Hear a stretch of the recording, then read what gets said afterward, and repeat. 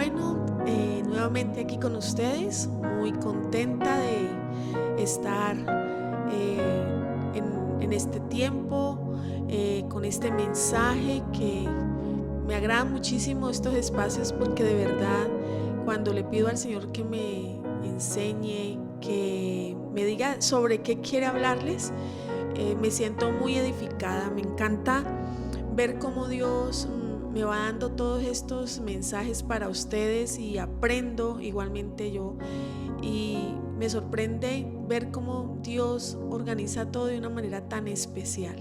Por eso para mí es tan importante este tiempo, estar aquí con ustedes, y le doy gracias a Dios por sus vidas, por estar allí atentos a recibir estos mensajes, por estar allí atentos para recibir la palabra de Dios. Nosotros somos la comunidad de Restauración Empresarial Cristiana Internacional y mi nombre es Luz Ángela Plaza.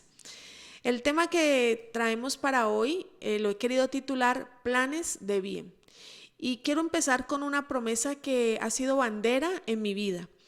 Jeremías capítulo 29 versículo 11 dice: porque yo sé los planes que tengo para ustedes, dice el Señor, son planes para lo bueno y no para lo malo, para darles un futuro y una esperanza.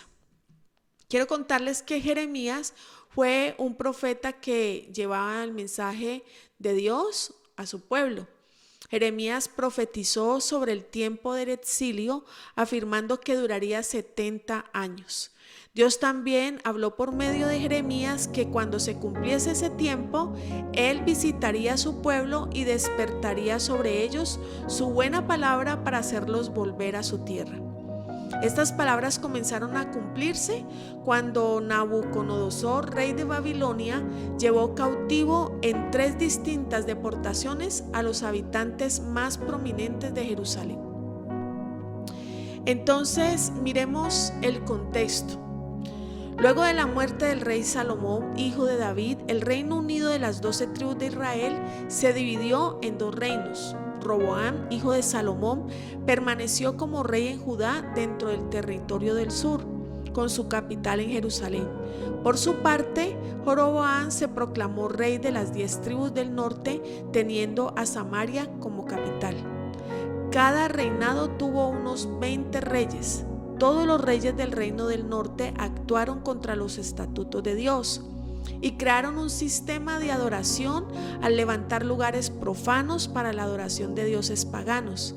Asimismo, pocos de los reyes del sur velaron por tener un servicio de adoración a Dios conforme a lo que él había ordenado. Esto fue a pesar de que venían de la descendencia de David y tenían el templo de Dios en Jerusalén. Como sus parientes del norte, la mayoría de los reyes de Judá se corrompieron y permitieron la idolatría y la injusticia social. Dios previó desde el tiempo de Moisés que su pueblo se iba a ir tras dioses ajenos y sería enjuiciado mediante un exilio. O sea, ese ya era un plan de Dios. Así que el juicio llegó, y primero a Israel. Era necesario que Dios enseñara al pueblo de Israel. Era necesario que ellos entendieran que como pueblo de Dios, ellos tenían unas condiciones exclusivas. Lo único que ellos tenían que hacer era adorar a Dios. Pero al desviarse, pues cayeron en el exilio, porque se alejaron de Dios, porque sacaron a Dios de la ecuación. De manera que más de 110 años después de la caída del reino del norte por los asirios, el peligro aumentó contra el reino del sur, y esta vez no tanto por Asiria, sino por Egipto, a raíz de un conflicto político donde Josías, rey de Judá, quiso entrar en batalla contra Faraón. Josías perdió la vida de manera inesperada con tan solo 39 años y el reino del sur pasó a ser vasallo de Egipto. Para ese tiempo, Nabopolassar de Babilonia junto a su hijo Nabucodonosor habían subyugado a Siria y se convirtieron en la máxima potencia mundial. Por eso Babilonia tomó el control tributario sobre Judá, que era gobernada por Joacim, hijo de Josías.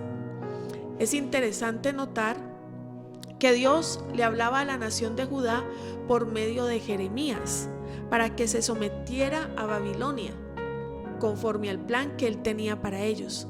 Parece ilógico, pero el pueblo no escuchó la voz del profeta, sino que el rey Joacim quemó el rollo de Jeremías y apresó al profeta. El juicio vino entonces a Judá y la cautividad comenzó. Este evento fue importante, marcó la historia. Israel pasó de ser una nación teocrática a ser un reino espiritual disperso y unido por la fe. Tremendo. Dios quería que ellos fueran su pueblo. En cambio, ellos se dispersaron, tuvieron que ser dispersados y solo los unía la fe, porque fue ahí cuando empezaron a clamar nuevamente a Dios. Dejaron de lado a esos dioses, tuvieron que como reaccionar a lo que estaban haciendo. Les fue necesario tener sus disciplinas espirituales. Fueron sensibilizados a girar sus vidas y volver a Dios. Meditar, orar, clamar por sus vidas. Ya se volvió a recordar en sus corazones, volvió a tener cabida a Dios en sus corazones. Y si usted gusta, puede leer el Salmo 37, en donde ellos cuentan allí todo cómo era. Les fue necesario volver nuevamente a recordar cuando adoraban a Dios, cuando cantaban a Dios, cuando tenían esa comunión con Él. Estaban en el exilio, dispersos, pero todos clamaban porque querían salir de ahí.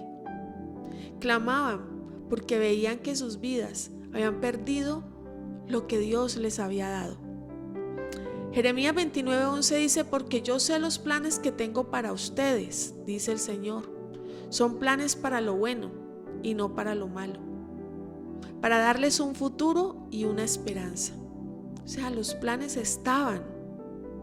Quería darles un futuro, quería darles una esperanza. ¿Qué esperaba entonces el pueblo? Que esa palabra se cumpliera. Eso era lo que ellos clamaban. Y en ese momento que Dios los sacara y los llevara a un lugar de paz, de acuerdo a las promesas que Dios les había dicho. Pero ¿sabe qué sucedió? Dios le dice que edifiquen casas y hagan planes para quedarse. Sí, Jeremías 29:5, así como lo oye.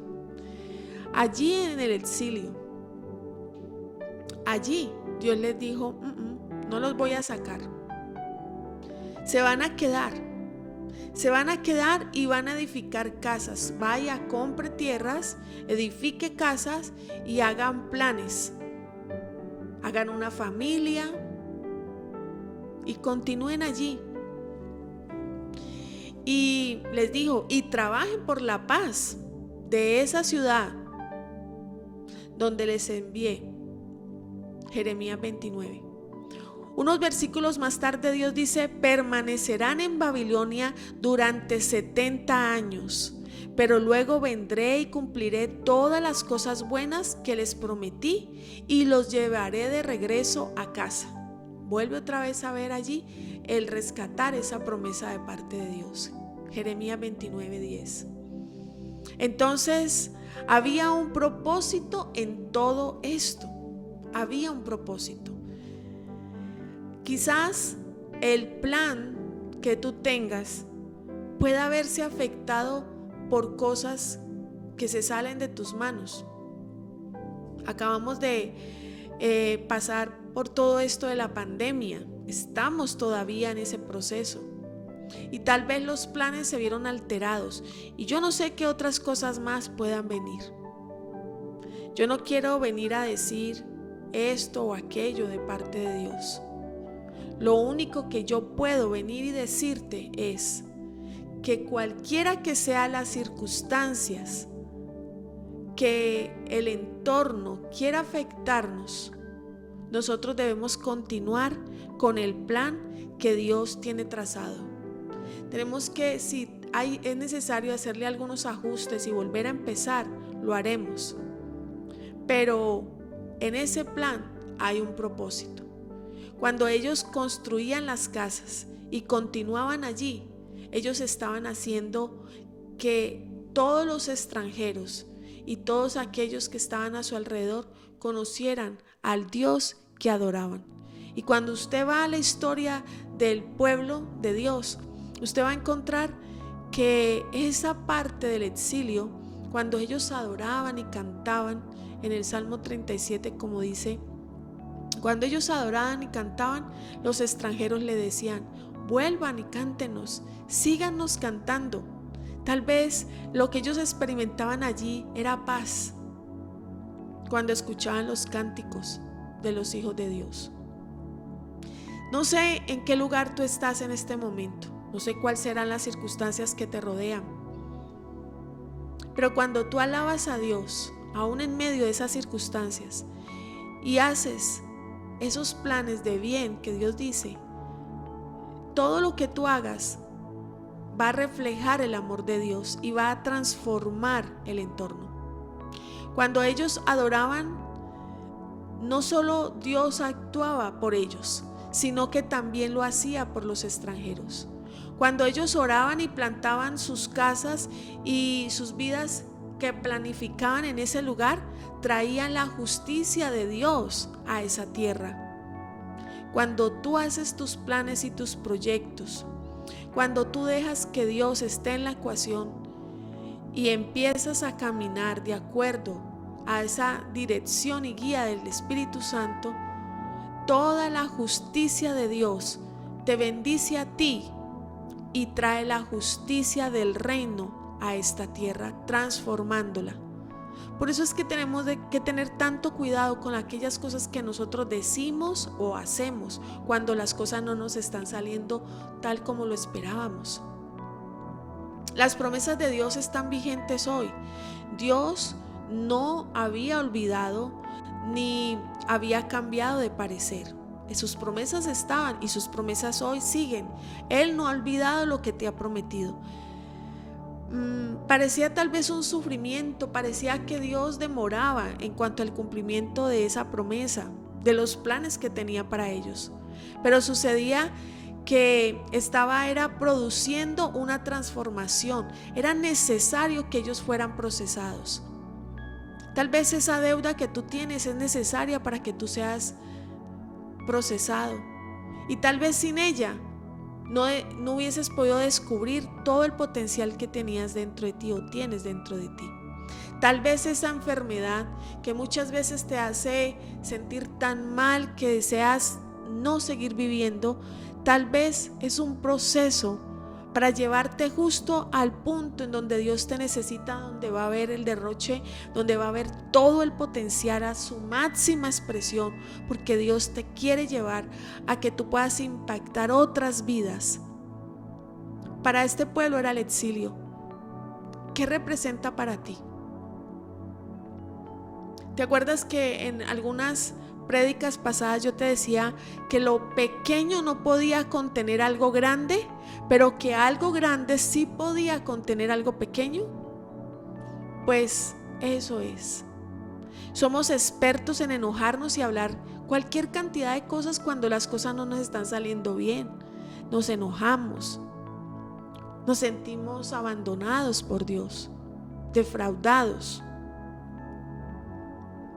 Y esas palabras negativas, en esos ataques existenciales, nos hacen darnos cuenta realmente que nuestro corazón no es conforme al corazón de Dios y que necesita hacer ajustes. Cuando te desilusionas tan fácil, cuando dejas tirado todo, cuando te detienes, cuando no avanzas en ese proceso, cuando no avanzas en esos planes, cuando postergas las cosas, cuando las dejas de lado, cuando te desanimas y dices esto no sirve. Pero Dios sigue firme con su plan. Dios sigue firme con su plan. Y muchos de los que estuvieron en el exilio no supieron que esto iba a ser tan importante para nosotros hoy. Lo que Dios le decía era: trabajen por la paz de la ciudad. Ellos, los exiliados, eran el motivo de la paz de esa ciudad. Eran ellos los que afectaban e impactaban esa ciudad y la transformaban. Y también Dios tenía unos planes para ellos. Las circunstancias parecía que no fueran así. Cualquier parecido con la actualidad. Tal vez en estos momentos todas las noticias, todo lo que dice el presidente, todo lo que se escucha, tal vez esas no sean las mejores circunstancias para uno sacar adelante ese proyecto, ese plan. Sin embargo, Dios le decía: no van a detenerse, continúen con su vida, compren tierras, porque ustedes van a afectar. Yo me imagino cuando estemos delante de Dios y podamos ver el todo del plan. Eso es lo que yo quisiera, poder llegar a ese momento, porque Dios ve todo el panorama. Nosotros vemos solo una pequeña parte. Esa pequeña parte se nos hace grande y a veces hasta imposible. Pero cuando estemos delante de Dios y Él nos muestre la película de nuestra vida, como dice alguien por ahí, lo que va a suceder es que nos vamos a dar cuenta que realmente Dios tenía todo y que Él solamente nos quería decir por dónde teníamos que ir. Porque Dios ve el panorama completo, así como las fichas de un rompecabezas. Cuando tú las pones todas en la mesa, es un montón de fichas y tú no sabes ni siquiera para dónde o qué es lo que vas a hacer. Pero empiezas a armarla y empiezas a ir guiándote por las imágenes, y lo que sucede es que se va construyendo, se va formando, se va uniendo una con otra, y de repente terminas y tienes toda la imagen completa. Para los exiliados era terrible, ellos no podían hacer lo que estaban acostumbrados a hacer. Su manera de adorar a Dios había cambiado, ya no lo podían hacer. Lo hacían en forma grupal y ofrecían sacrificios. Ahora tenían que hacerlo de manera individual y tenían que adorar y orar de manera individual. Tal vez esa es la realidad que nosotros tenemos hoy. Antes podíamos ir con toda la libertad y estar en una reunión. Ahora tú tienes que aplicar todas las disciplinas espirituales, ser muy juicioso con ellas para no abandonar a Dios, para no soltarte de la mano de Dios allí en tu casa. Pero ellos allá en ese momento adoraban, trabajaban y hacían lo que tenían que hacer y adoraban, no dejaban de adorar a Dios. ¿Estás dejando de adorar a Dios hoy?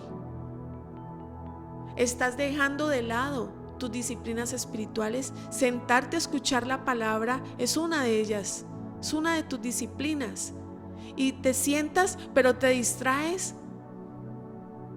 en otras cosas. O dices: yo puedo hacer esto y hacer aquello, y no te concentras. O ya no tienes tus tiempos de adoración, y como no lo hacemos en grupo, lo hacemos de manera individual, entonces ya te cansa, te aburre y ya no lo haces. Recuerda, tú eres importante porque eres el canal de Dios para transformar esta tierra y traer la justicia de Dios a esta tierra. Tú no sabes lo importante cuando tú te arrodillas al borde de tu cama a orar, cuando tú levantas ese altar de adoración allí en tu cuarto, ahí en tu sala, ahí en tu comedor, a solas con Dios. Tú no sabes todo lo que estás causando en el ámbito, en la atmósfera espiritual. Es poderoso lo que estás haciendo. Estás trayendo la justicia de Dios a esta tierra.